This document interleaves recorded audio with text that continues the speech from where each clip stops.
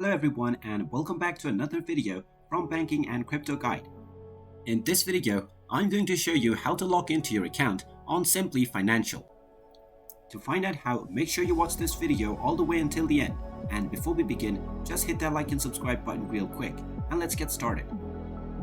First of all, you will need to open up your web browser. So go ahead and open it up. And then in the address bar, just type in simplii.com and press enter. This will now take you into the official website of Simplii Financial.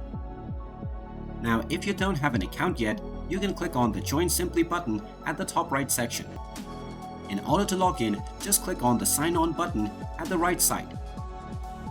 And now, you will be asked to enter your card number and your password. Just go ahead and enter your card number, followed by your password.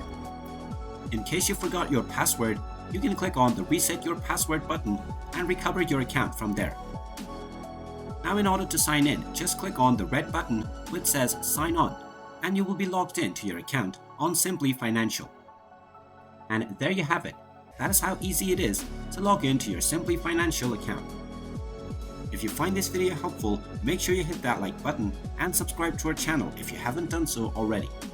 Also ring that notification bell to never miss another update from us.